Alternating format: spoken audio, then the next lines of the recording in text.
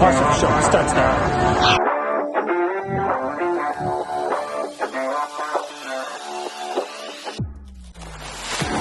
Hey everybody, have a fantastic show for you today. I'm going to talk about a great idea if you're writing copy. Talk about a sticker that changed my life. Talk about a fantastic way to generate electricity from waves. I know it sounds crazy. And a beautiful, really beautiful home in Greece that's built into a hill. It's crazy. Watch this.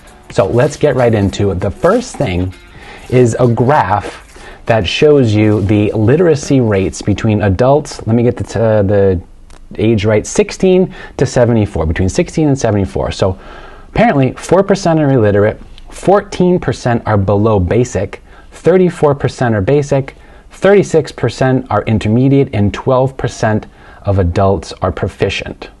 Now, what does that mean? That means that more than half the people in the United States, adults, are reading at a 7th grade and below reading level, where the other half are reading at 8th grade and above. So what does this mean? Why is that important? Well, if you're going to write copy for your website or for a brochure or for whatever, if you can write for the lowest grade level possible while still getting your ideas across to your audience, and I'm going to show you how to do that. So the first question is, how do you know what your copy, what your grade level is that you're writing? Well, this is one app that I use. It's called Hemingway app. It's hemingwayapp.com. I'm not sure if there's an actual app, but if you just go to hemingwayapp.com, and right when you load this homepage, you see some sample text, and you see on the right-hand side it says Readability Grade 6. And you see a few of their lines are highlighted.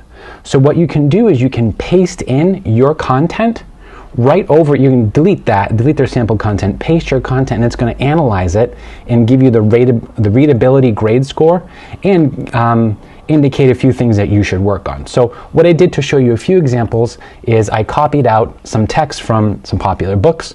So here's the first few paragraphs of Fahrenheit 451. You see that the readability is grade 8, and you'll see that 3 out of the 7 sentences are hard to read. So there's a few things that could be improved there if we're trying to get this lower. Let me show you a few more examples of how this works. So that was Fahrenheit 451. Here's the Great Gatsby. So if you look, this is grade 12. And let me show you an example. So one of the sentences is highlighted in red.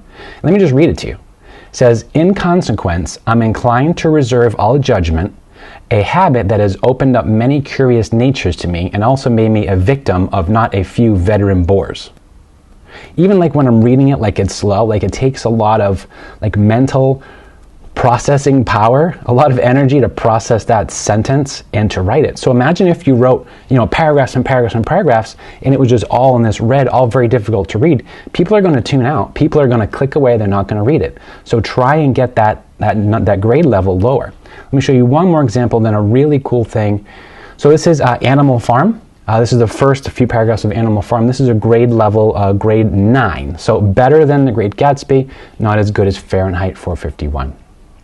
So my wife and I, we were writing some copy for a landing page recently, and my wife had a genius idea, and she figured something out. Well, she realized something.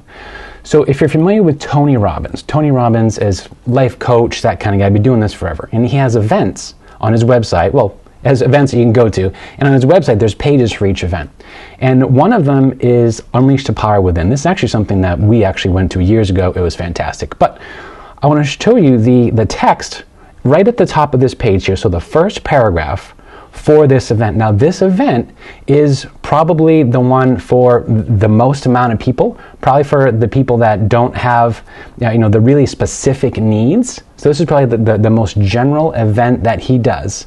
And here's the first paragraph. Let me just read you a few lines, and then I'll show you what this is in the Hemingway app. It's incredible.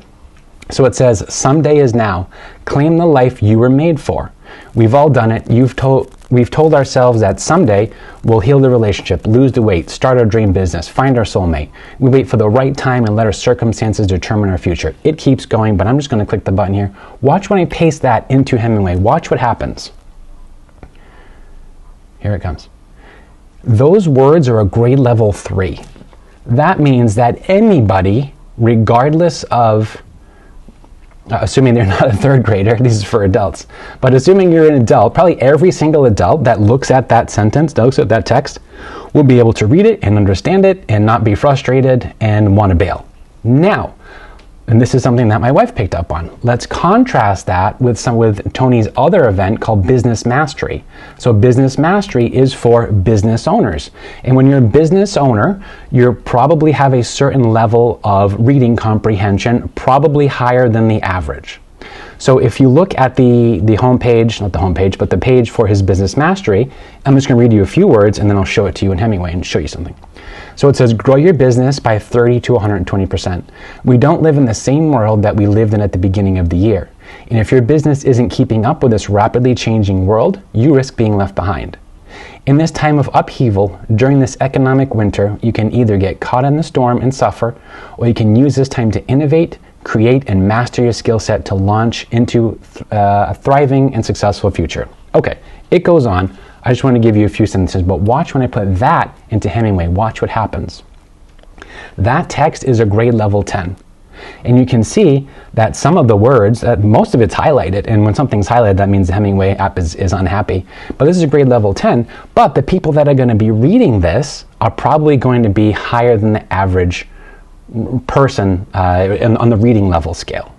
So I thought that was fantastic. That's why when I said, write for the lowest grade level possible, but for your audience. So if you know that your audience is business owners, maybe super smart people, super science geniuses, you don't have to bring it down so low because they can process and understand bigger words. So there's a tip. If you have a business website, run some of your text through this Hemingway editor and see what the grade level is, and then try and change some of those words to decrease the grade level to make it easier for people to read. When I saw that, I thought that was fantastic. So talking about grade level, let's talk about school. So I posted this picture on Instagram, and it was a rather interesting picture. I found my high school ID, and in the top corner was this sticker that said Internet User. And I remember this, and I looked so stupid in high school. It was ridiculous. Thank you for anyone who was friends with me in high school. But this sticker, so I remember, this was probably 1996 or so. This was when the internet was just new, and there were certain computers in the library that you had to sort of get approved to use because it had the internet, and the internet was a super scary thing at the time. And so I don't even remember what the process was to get approved, but I did. And so they put this little sticker on your ID. And how that sticker really changed a lot for me was that got me interested in the internet. Now, around the same time, my friend Peter and I, we used to drive to Manhattan. And a really cool thing at the time in Manhattan, you used to be able to buy software on the streets of New York City from guys that were just like selling it on a blanket. And back in the day, there was no sort of authentication because the internet really wasn't a thing. So you'd have like a CD, and then you'd have a little piece of paper with an unlock key. So you could just take the disc home and install it. And I remember this so clear.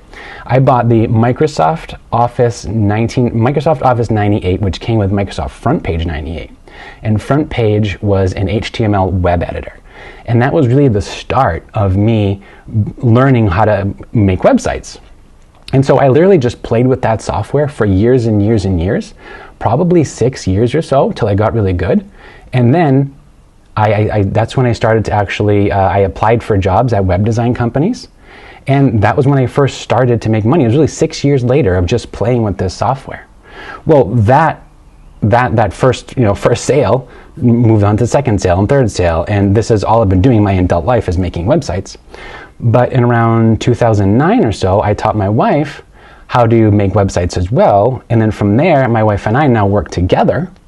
And then in 2015, my wife and I rented out, we bought a house, but in 2020, my wife and I rented out our house, and while someone's in there, we're actually going around to different countries because someone's in our house. So every few months, we change countries, and we're in a new place.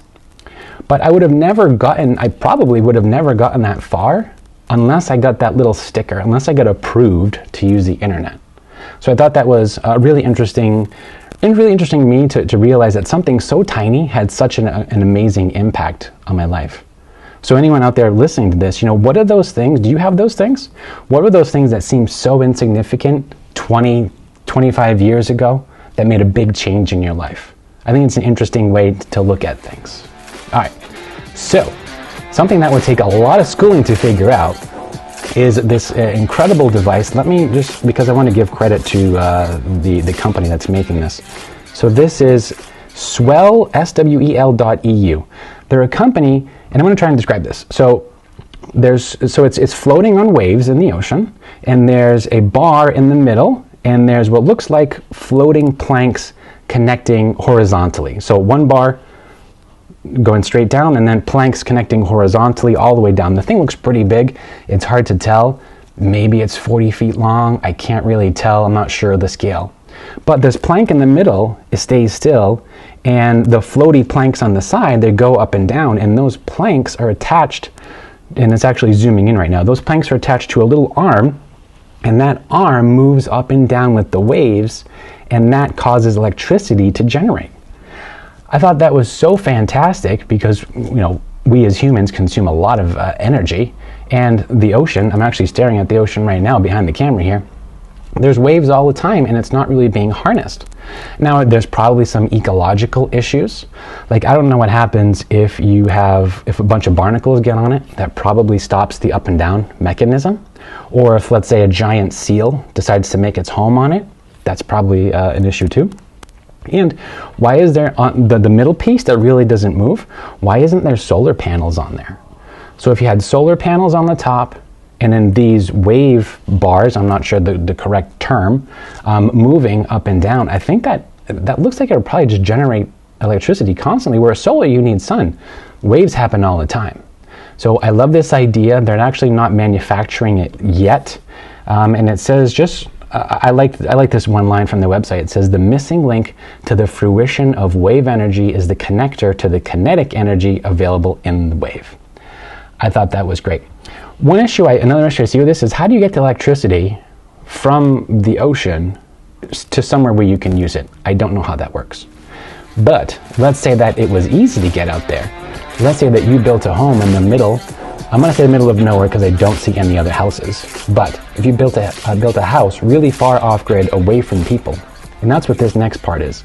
So this architect, Mold Architects in Greece, they made this was called N-caved, the letter N and then caved. And what they did was so there's this hill right on the side of there's cliffs and then ocean, so ocean, cliffs, and then a hill, and then this house is built directly into the hill. So there's nothing sticking up, so I don't imagine you have to worry about hurricanes or tornadoes or that kind of thing. I don't know if they have that in Greece anyway, but with this you wouldn't need it. But it's really beautiful the way that they did. So like I said, if you can think of like the slope of a hill, they built the house right into, it's sort of the shape of a wedge. They have a beautiful pool. Everything is aligned with the hill, and there's trees everywhere. And really at night, I only see one other house in the distance. That's why I'm saying the electricity thing will probably be really good. But there's lights, they're lighting up, the pool is beautiful. And then there's a bunch of pictures here, just to slide through, but it's all very modern. Basically wood and some brick and glass. I love clean lines, I love designs like this. And of course there's a beautiful pool. And they have a few openings up top to bring light in, because a lot of this is underground. And a beautiful staircase that looks just like the edge of planks, like there's nothing connecting the steps. It's just planks sticking out from a wall. And so if you look at an architectural drawing of this house, it looks basically like a wedge stuck in the side of a hill.